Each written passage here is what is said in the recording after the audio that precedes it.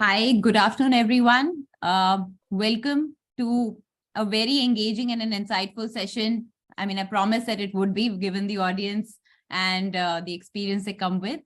A very interesting session today. The topic that we are talking about is digital at the core of learning, using transformational technology to reimagine skilling and measure its impact. I'm Kiran Dev. I will be moderating the discussion and the webcast today. I take care of South Asia business for Disperse, and I'm joined by illustrious speakers who are on our panel today.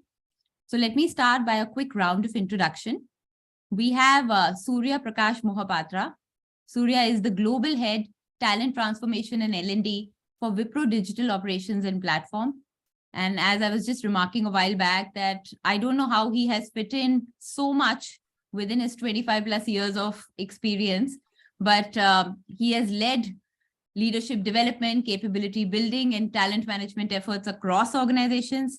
Most importantly, he has set up domain digital academies within Wipro and in his past experience. And notably, he is known to be a trendsetter in introducing innovative learning practices and deploying new technologies to take learning effectiveness and learner experience to the next level. So welcome, Surya. Thank you for joining us. We also have with us Kanyandhar. He is the Learning and Capability Development Lead with the Google Operations Center.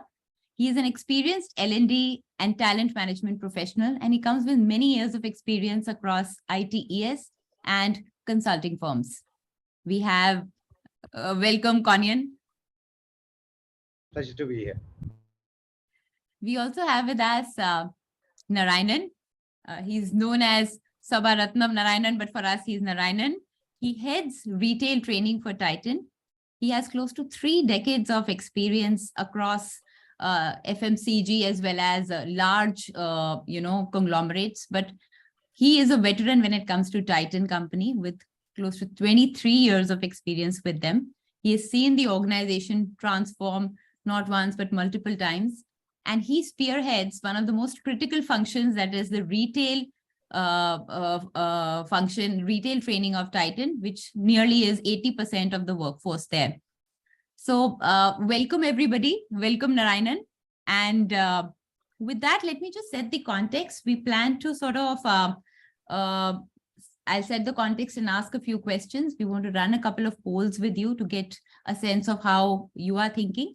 And in the end, we want to park for some critical questions, which we will sort of ask the panelists to sort of answer. So with that, let me start by setting the context for today's discourse. Today's realities are shaped by growing digital revolution. Technologies are blurring and fusing lines between physical, digital, and biological worlds. Consumer expectations and behaviors are ever changing, and thus, so is the need for organizations to constantly evolve. Now, with this background, organizations are not only reconfiguring their learning and skilling ecosystem to prepare for present, but they're also at the same time planning and building for the future. Given this kind of a challenge, how is technology coming to aid is what we are trying to sort of focus on for today. So let me start by asking my first question to Surya. Surya, this is for you. With a massive disruption in the work order, workforce, and workplace, and massive gap between skill gap and supply, skilling is taking on a whole new meaning and relevance within organizations. How is your experience, how in your experience technology is playing a role as a game changer? No, absolutely. I think this is a great question. And you talked about disruption in workforce and work order at the workplace, etc. And interestingly, there's a lot that is happening. And then, for example, organizational hierarchies are breaking down today. So the hierarchical structures that we had, they're slowly kind of melting away. In the good old days, we had, employees, the manager, the manager's manager, and so on. Now, I think organizations are more networked organizations. They have networked, connected teams. So irrespective of the hierarchy, Now people work for multiple leaders, multiple functions. They seamlessly move across from one function to another and so on. So skill is a new currency today. For organizations, if they, they have to talk about the net worth, they talk about the assets, they talk about the market position. I think one very important factor is the skills that their people have. So that's the new currency in organizations. Unfortunately, talent war is also kind of very much there, where organizations are hiring people by giving them more, and then other organizations are coming and hiring them again by paying them more. So, and we have reached a stage where we really cannot afford to, have that situation anymore. We really need to have a framework, a methodology within the organization, which will make sure that people are continuously skilled to take on new roles, new responsibilities, and so on. So the most important thing here today is the difference between redundancy and relevance. And today we talk about technology disrupting everything, thereby making some jobs redundant, roles redundant, etc. Which is true, but at the same time, there are new skills which are emerging. So I was recently reading some article where I could see some data from US Defense. They were talking about for a predator, for one unmanned predator drone, which possibly could fly over, the war zone. They need 30 people. For one unmanned drone, there are 30 manned positions which are there. Maybe a data miner, a data controller, an operator, a coordinator, and so many, and the different other roles. When I say 30, so while the role of a pilot, the job of a pilot is probably disappearing, there are 30 new jobs which are emerging. Now, how in organizations how can we help people overcome redundancies and then make them relevant? So if the pilot who was probably operating the drone, is he now prepared, or is he now ready to take on the role of a data miner or a data strategist or a data controller? And that's where what the role organizations can play a role, learning and development can play a role. And the pace at which these changes are happening, the only way we can probably make that happen is through technology. We need the right systems which will enable organizations to look at what are the current skills of the people, what are the future skills that we are looking at, what is the skill gap today.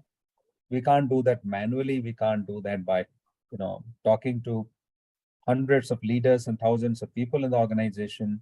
We need to have systems which can tell us what is the current skill level, what skills people have, what are the new skills that our people need to have, what is the gap, and what solution that we can bring in to bridge the gap. That is an organizational point of view. And from an employee perspective, like the London Metro, you can travel from point A to point B, but there could be multiple paths that can take you there. So for an employee, if an employee wants to go from point A to point B in his career, then what are the different paths that are available? And how can the employee see those paths and then choose a path that he or she needs to take to get there?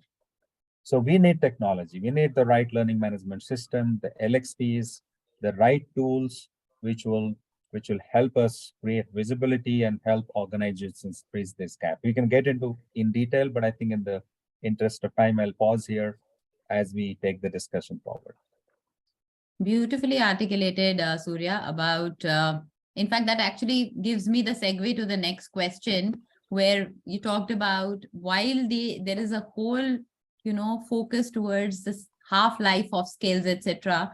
At the same time, while technology is sort of disrupting certain skills or roles, as I may rather, So technology is also creating a demand for a lot of new roles. And so as you talked about relevancy and redundancy, it is also, while it's making certain roles redundant, but there are also newer roles that are emerging, right? Now, so I'll pose this question to Konyan. How do you think, Konyan, building a sustainable skilling capability development framework, what role is technology playing? Just taking it from where Surya sort of left, how you're able to identify and benchmark, and then also giving that democratized sort of focus towards learner. So just in your mind, how are you thinking about this? Thank you for the question, Kiran. I think democracy in learning is one of the key elements for skilling, right? And the first thing that tech is driving today is democracy in learning.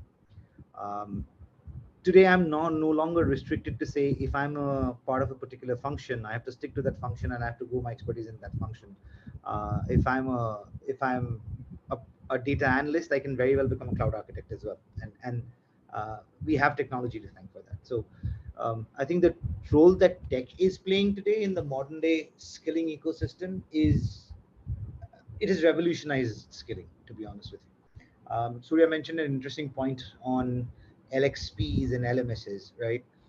Earlier, we would probably go to 3 different mentors to understand how should my learning path look like, and an LXP can give it to you in a click of a button. With all of that said, and I'm sure that Narayanan and Surya will agree that all of us have beautiful our internal models that we have developed and implemented for the workforce for them to choose from. The flip that needs to happen with the use of tech today, I think, is from a push methodology just to come to a pull methodology. We spoke about role redundancy, right? Why do roles get redundant? Because of advent of technology. But I get so comfortable doing what I am doing, I forget that there is a path ahead. And today there is tech available that tells me, hey, there's a path ahead, and this is the way that you can choose that path from. I think that all the frameworks that we have in different organizations today should push employees towards to understand what those paths are. And imagine we have something called the learner contract as well in the learning and development industry. The onus is always on the learner. We can put out models, we can put out content, we can put out beautiful LXPs, LMSs, beautiful UIs. All of that exists today in larger or smaller scales. But it does not matter how much money I spend on it until I have adoption. What tech does not help me to do today is drive adoption, right? What tech does not help me today is to build interest. That is still human driven, and tech can't help us enable that, right? I think, again, long story short, there's a learner contract, and we need to, as the learning and development and the talent fraternity, we need to develop that learner consciousness to say the onus is on you. We are here to help you within whatever shape and form that we can. But it's up to you to build your skills, and there's a lot of tech that's available in different shapes and forms. That's No, my answer agreed, to Panyan. I do have a counter view to that. And while that's not the usual stance, but just want to say that when you said adoption, I think what tech is doing is at least enlightening or giving you data to tell you where your adoption levels are. I don't know if the tech wasn't there, was the adoption there? It is just sort of now helping you recognize where you are and maybe help you then take some effective sort of measures, in my view, to be able to drive adoption. But would love to hear what others have to say to that point. But over to Narayanan, because this is one sector where I think the pivot that the setup had to make, specifically in pandemic, I think they were just driven towards, adopting technology at a very, very agile and fast pace. So, Narayan, just why don't you share? And this is also, I would say, pre-pandemic, anyways, being driven by consumers who were expecting more seamless, personalized, omni-channel experience. Now, pandemic sort of accelerated that whole thing. Now, with that and the workforce that you have, 80% frontline workforce, how are you leveraging, or how are organizations in the retail space leveraging technology to help build skill for workforce and also build that ability to pivot very fast, given the models are changing? It's a very nice question because a lot has happened in that space, especially when you look at, the pandemic period when you had to reach out to customers, you had to get them, on a call, or you had to bring them on a video so that they are able to interact with you. And at every step, there was something new happening with the retail force, because these are things that they had not done before. And it was also important that they kind of managed everything that was imposed on them, and they could also seamlessly go through the change, despite the fact that there are some challenges which are sitting in that space as well. So what we had done is we quickly looked at how it could be supported, because if you expect them to change, then it's going to be very difficult. But if you bring the change management in such a way that it becomes seamless for them, that's the step that we took. So don't change the way they approach things, just give them what they want. So that's the tech support that we brought in. So if I have to make a video call, instead of making a video call just like that, give them the technology which allows them to make a good video call. Get them a good lighting space where within the store we created a video zone so that they could enable that to the customer. The clarity of the product is visible. See, when you are selecting something remote, it's also important that I get fully convinced when I see the product. While you can expect that guy to improve his communication, the way he speaks, etc., but he is what he is. You can't change him much, but you will have to enable many things which makes his job easier. And that's what we had done in that space. And because of which, the impact was very, very high, and the adoption was also very high. When you ask them to do too many things, adoption becomes a challenge. They will try once or twice, and then eventually adoption may take a backseating, because it's always the convenience with which you approach things, right? And it's the mind set which controls it. So if you are not in the right bend of mind, then things don't fall in place. And that's one of the reasons why we continuously focus on enabling them to get facilitated in this direction. We also introduced newer roles like lead management, who would connect with the stores, talk to them, saying that, okay, I have spoken to this customer. Now you can interact with this customer when they come to your store. All you have to do is to enter one line in that ERP package that we have given you. Just enter one line saying that this is what I did.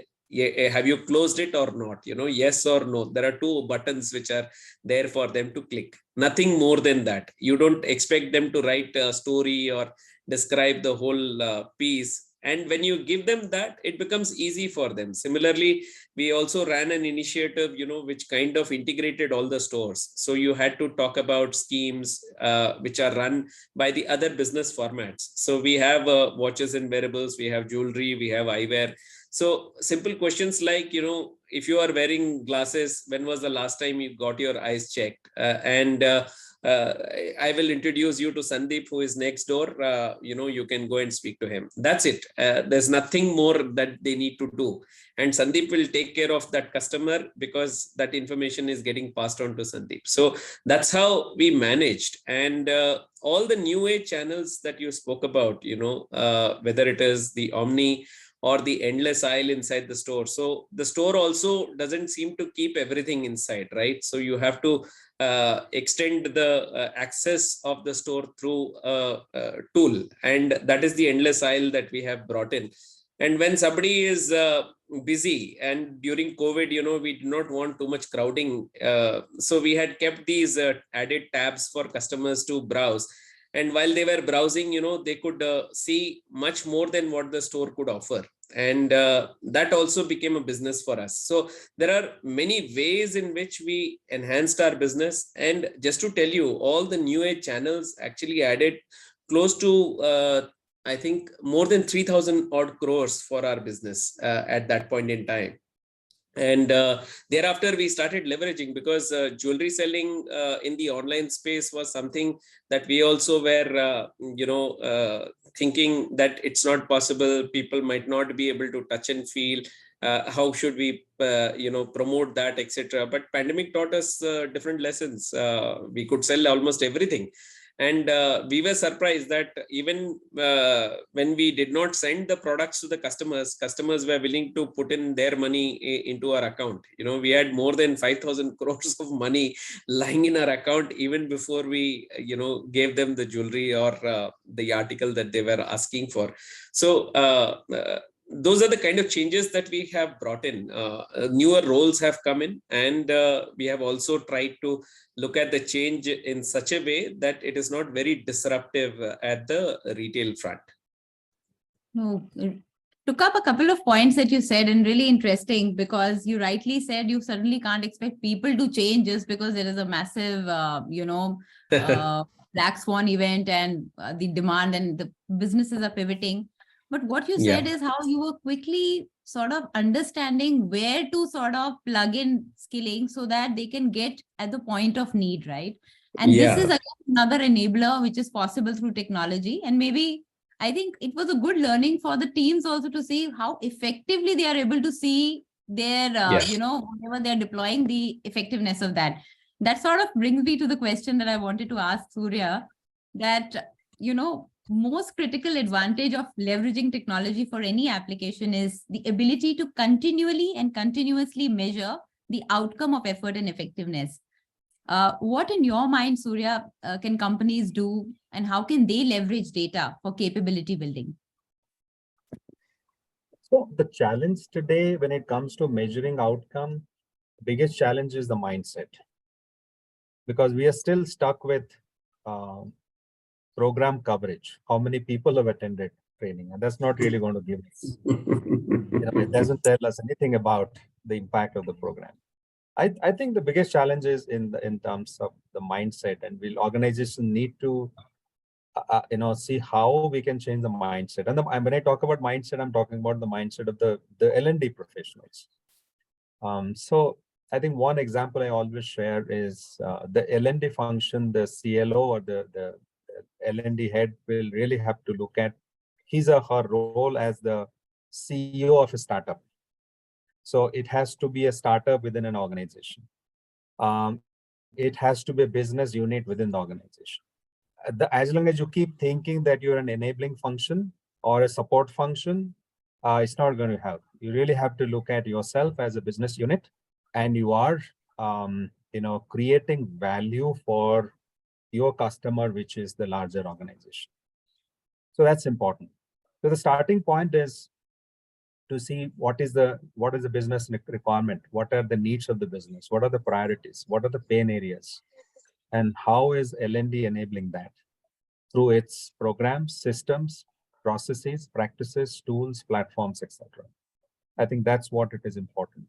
And few examples would be,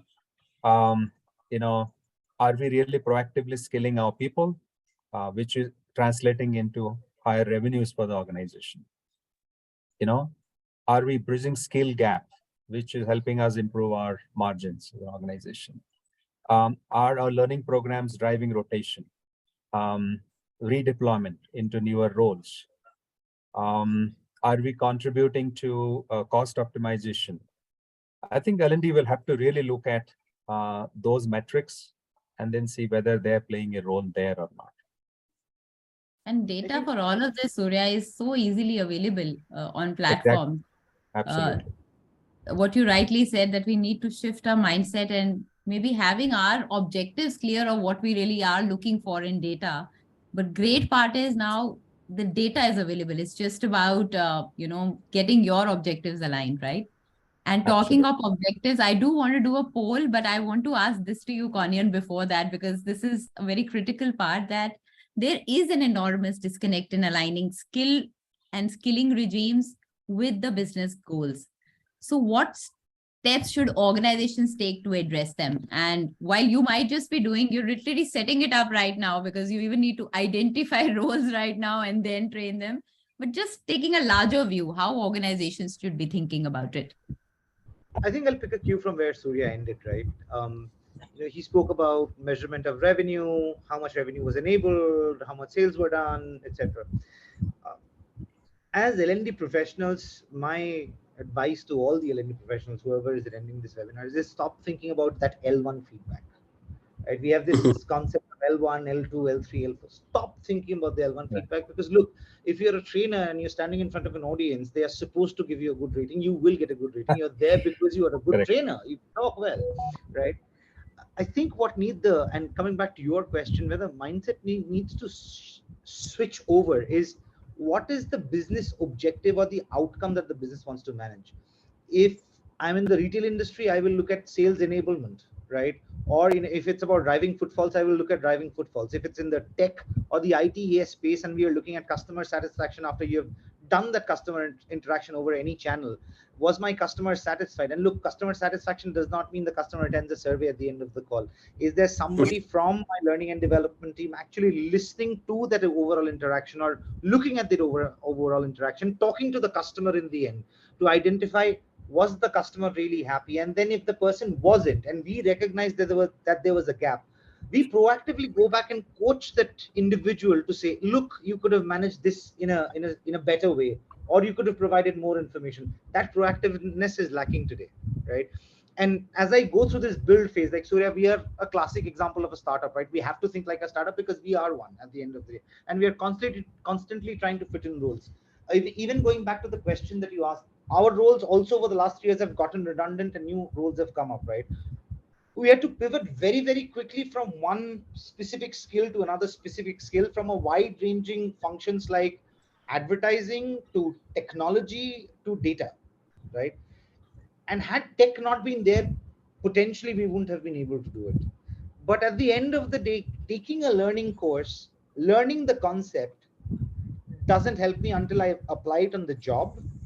And after I apply it on the job, am I measuring, as an individual learner and as a learning team, are my learners creating the impact and the value for the business that the business really wants?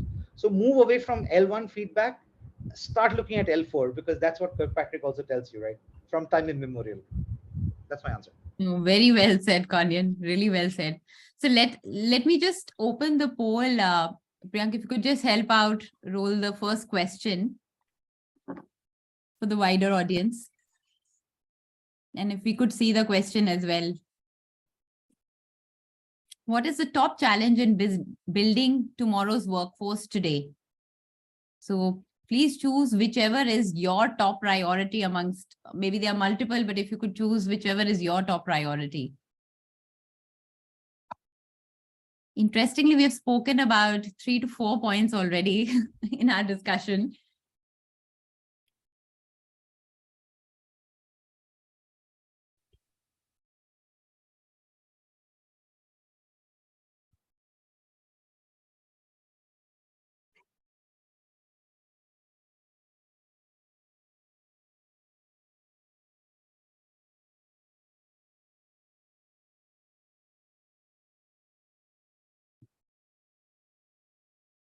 Have we got the results? Yeah.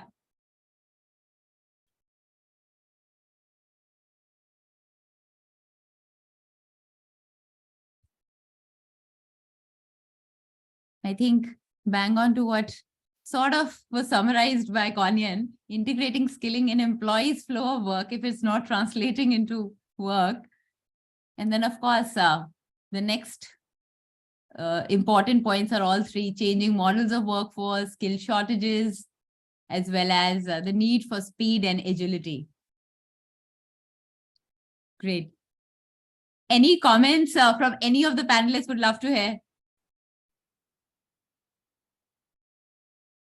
Surya, anything from your end?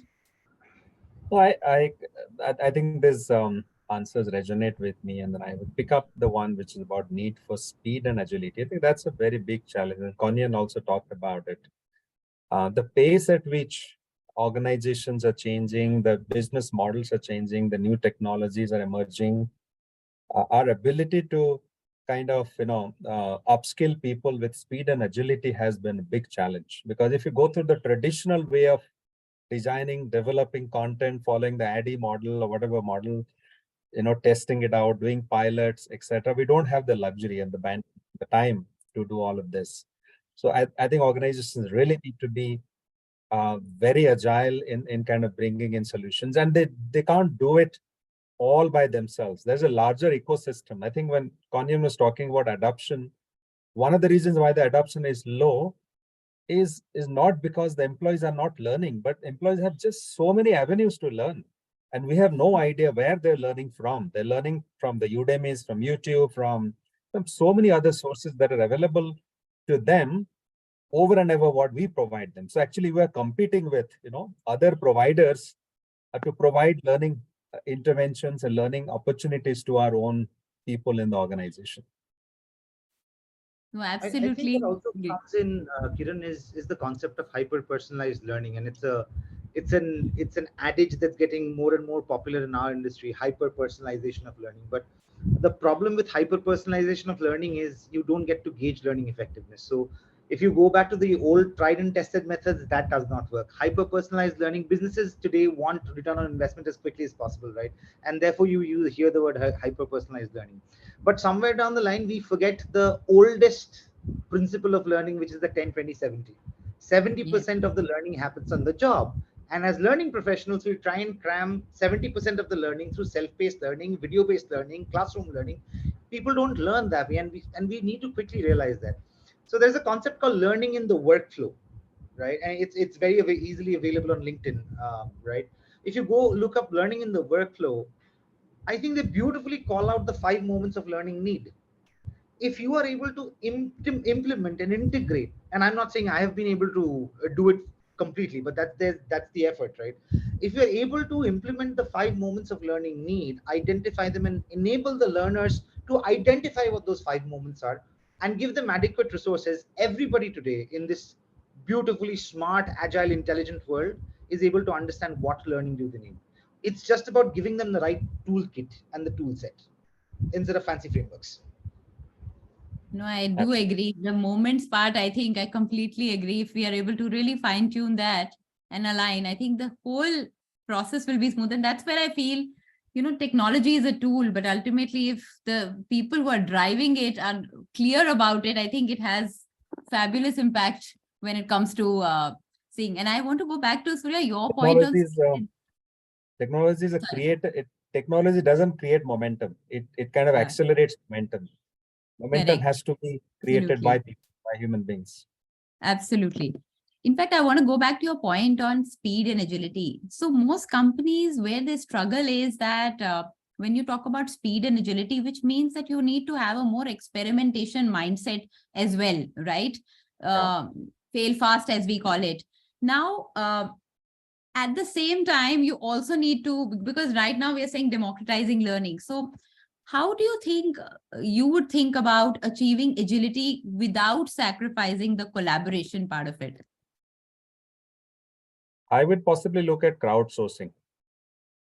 Crowdsourcing of learning, that is a very agile way of kind of, building programs, content, and disseminating that. Because in large organizations, you always have people and you don't know what kind of expertise people have. You have no idea. And that's where technology really helps, Kiran. And if you can really leverage crowdsourcing platforms, for example, YouTube is a great example of crowdsourcing platform.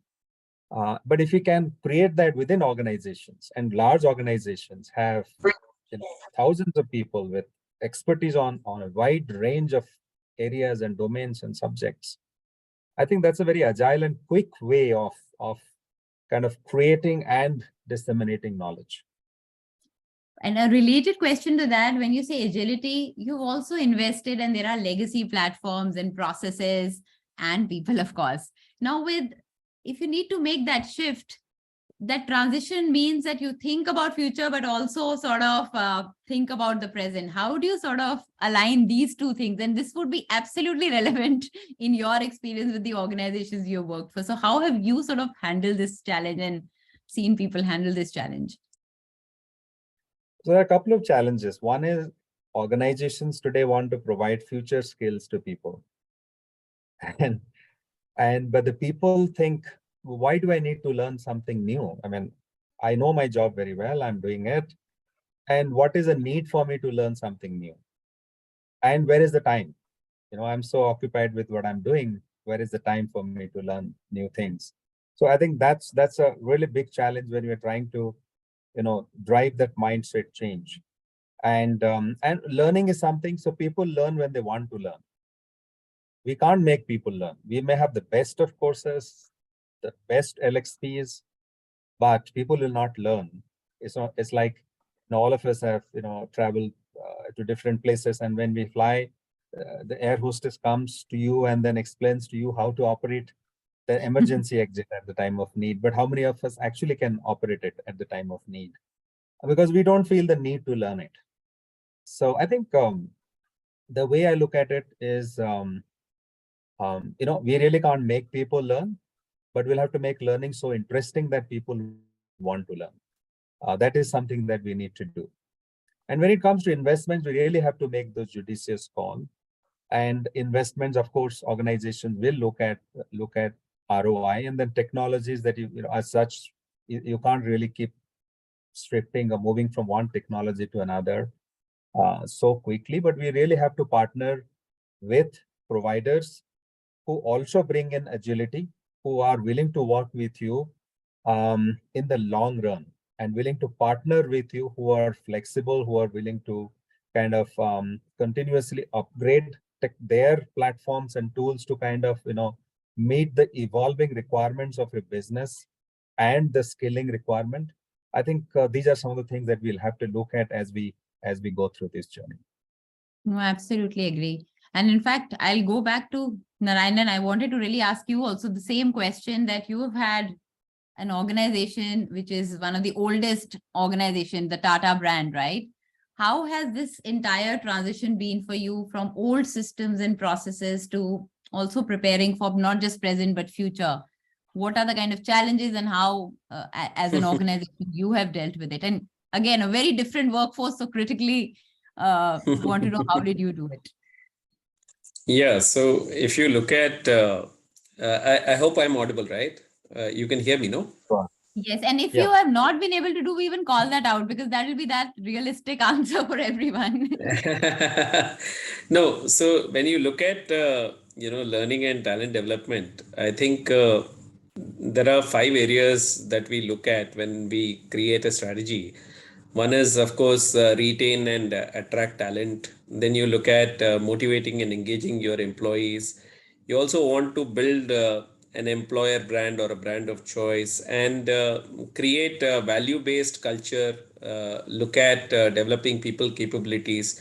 And in that pursuit, it's very important for us to, kind of become part of the business rather than becoming a support function. So gone are the days when training will be a classroom training, and you will get some people, and then you will do one session, and then you will think that, okay, my KRA is over. Today it doesn't work like that, because you have to kind of integrate what the business really wants. So you partner with the business, you access capability gaps, and you look at estimating a value for whatever inputs you are going to give. Then you look at designing the learning journeys. It's very important that learning journeys are designed in such a way that people also know at the end of the day that if I complete this journey, this is the benefit that I'm going to get. And then execute and scale effectively. It's very important that when we practice on these learning journeys, nothing seems to be perfect from day one. You also learn in the process. So you keep adding elements, removing some elements which are not so interesting, and then make it as interesting as possible for the learner at the end of the day. Then only you will be able to see the benefit that is accruing to the business. So whatever you have done, has it added back to business, is a question which comes in as feedback. So Konian was mentioning L1 feedback. I'm talking about a different kind of a feedback which will give you L3. So it's very important that one looks at what changes have happened to business, what behavioral changes have happened in individuals, and this gets institutionalized, and then you tend to integrate some of these with the other functions. So if there is success in one function, and if it has worked well, then that formula, tends to get replicated in the other areas. And of course, it is no longer the classroom kind of a setup, like what you asked, what was it earlier and what is it now? We moved from a classroom to a 10-20-70 kind of a setup, wherein, you give practical training. You also help people to seek mentoring. You also give them opportunities to shadow.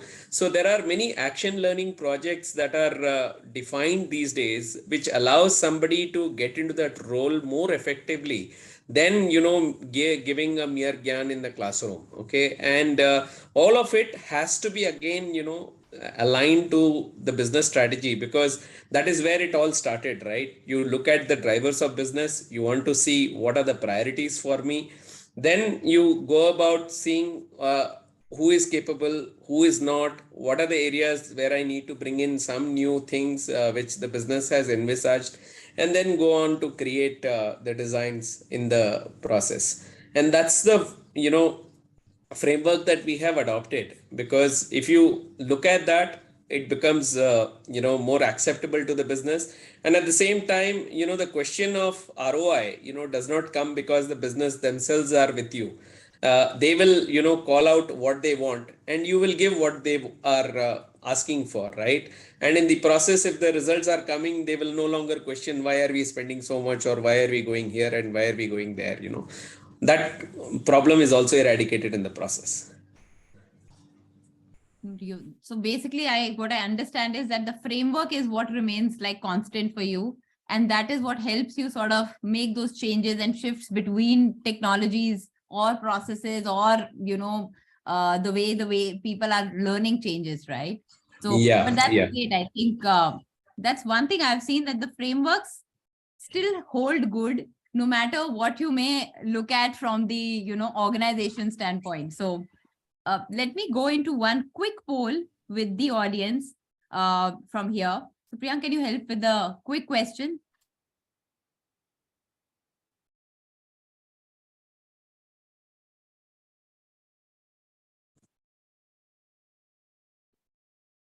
And the question is, in your view, do you think it's better to have one single platform across HR and talent management function, or a specialized platform catering to specific needs within that ecosystem, integrating seamlessly with the platform? So essentially, it is a call between one size fits all, or you think, given the advent of technology and the kind of specialized technologies that have come in, it just makes sense to look at a more integrative approach.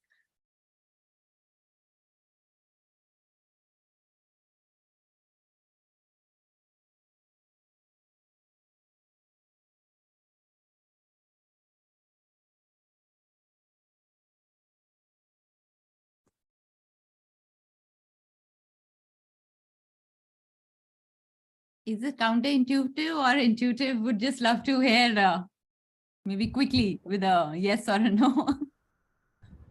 Kanyan, with you? The requirement should drive the outcome. The outcome cannot drive the requirement, is all I will say. Surya, how about you?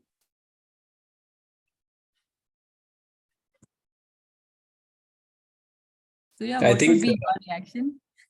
No, I expected this response. I think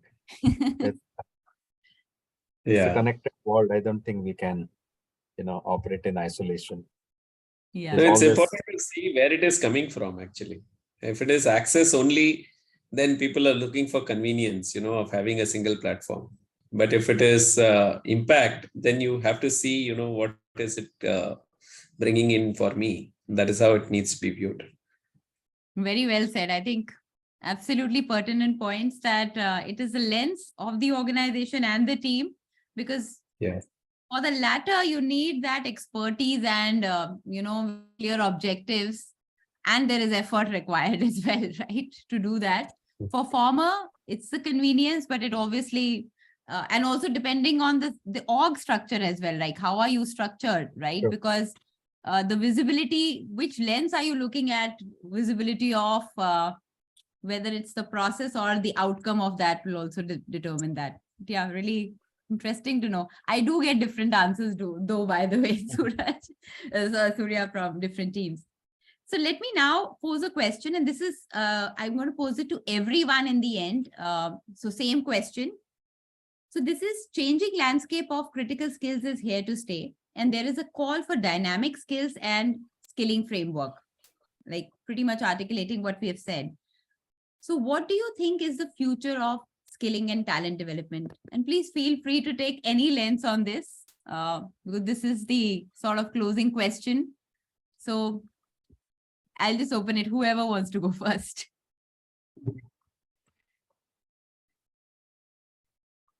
Kanyan, please. Can I make a very controversial statement and say Absolutely. We love controversy. I don't know what is the future of skilling and talent development, because I'd be lying if I give a prediction. Because look, digital marketing was not even a concept 20 years ago, right? Today it's one of the most it's one of the high, it's the job that's in highest demand today, and we don't have enough people. At the same time, if you look at pick up any skill survey across the world, we talk about developing soft skills, etc., communication skills, beautiful, executive presence. The person the If I look at the skill gap for truck drivers and heavy machinery operators, that's the largest skill gap. And I'm not talking about the compensation element of it. I'm just talking about the skilling element of it. So if you ask me the future of skilling and talent development, both soft skills, hard skills go hand in hand. And we, as the talent fraternity and the learning and development fraternity, need to understand that we need to be agile and not get stuck onto age-old methodologies. What has worked maybe 2 years ago may not work now. The larger question is, do we have the agility and the common sense to change ourselves as per the changing skills landscape? So if you ask me the future, I can't predict the future, but I can tell you that if we don't change continuously and adapt to the requirement that's coming up 2 to 3 years in the annual, we will fall flat as an industry. Interesting. Surya, how about you? Building on what Kanyan said, I think it's very, very valid and relevant. I think there is a question mark on the existence of L&D itself with the chat GPTs and then holograms and all the technologies coming in. What is the future of learning and development professionals? What is the future of skilling? And if you also look at if work itself is automated, do you really need to upskill people? The work which is getting eliminated, which is taken over by machines. So it's a constant evolution where we really have to keep pace, and we have to keep thinking, outthinking, and that's the only way we can survive, exist, and be relevant. One thing in the skilling area that I would see organization adopting in near future is, while we talk about skilling, upskilling, reskilling, I think outskilling is also going to become significant in the near future, because with many people losing jobs within your organization setup, can organizations really skill them so that they find employment elsewhere? That is a commitment of organizations to its people, and I see that kind of gaining momentum in near future. Very interesting. I mean, that's a good takeaway, the outskilling part of it, Surya. And I do have a counter view to that I think it's just sort of bringing it together to what Kanyan and you said, that L&D as a vertical itself will completely transform. There is no two ways. In fact, as you would appreciate, most organizations is not even part of HR function anymore. It is so intrinsic to business that it is literally part of business units now. ROIs are very, very different, but it's a spectrum. ROIs are very different in some of those organizations than what we spoke about mindsets and the related understanding of objectives. So I definitely feel that what will be critical is so it's a mix. Like there are some companies even today who don't even have benchmarks of skills for their roles, like electric vehicles, what roles they have, they don't even have external benchmarks. So while we all talk about benchmarking of skills, But if you don't have any benchmark, then literally it is the job of now L&D to first align with the business units to understand what they think are the outcomes, and then we'll look at skills and then look at the skilling part of it. So really, I think it's a very interesting paradigm. And I think if people change, it's the most interesting role to look at as we move forward. Narayan, sorry, I hijacked. Over to you. What do you think? It's very So exciting. as Konian and Surya were talking, I was only thinking, the methods of learning might not change so much, and the interest levels are also subject to how you attune yourself towards the learning orientation, right? We have visual, we have auditory, we have kinesthetics, and despite having all the books in this world, Google, ChatGPT now, it is entirely dependent on the individual's interest to learn. If that individual is not ready, then you can't do anything. And it's very important that organizations also orient themselves towards skilling and reskilling. It's very, very important that we are, gearing up for the future. While there are specialist roles which are emerging, wherein, the current organization, despite talking about building their own timber, look up to people from outside. And it's important to continuously scan the landscape and see how things change. What are the trends which are emerging? Which are the directions that we need to move in, and certainly look at plugging in things that we don't know. There are many things that are in the don't know space for us, and it's important to continuously explore that in order to understand what's going to happen in the future. While overall, if you see the way in which businesses grow, they plan for the future, looking at the resources that they have versus the infrastructural changes that needs to be made. Largely, it is the hard aspects, and not looking at the softer aspects in detail. So it's very important that organizations do measure that, saying that this is the capability that I hold. This is the future capability that I might require if I have to scale very fast. And just to give you an example, the public health system has seen a magical transformation, and certain states like TN and Kerala, they have already taken it as a birthright. And all of this has happened because of the connection that has got established in the space with technology. So while technology can be a disruptor, it also leads to a lot of roles, like what Surya was saying in the beginning. I completely agree that you have to think a little differently when it comes to change, and change is constant. That is something that we have to prepare ourselves for.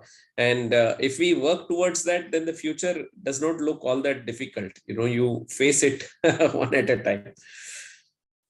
So I'll quickly move to 2-3 top questions that we are hearing. So that's to you, Konyan. Quiet hiring is a new trend. How effective is it in comparison to traditional skilling? A question by the audience.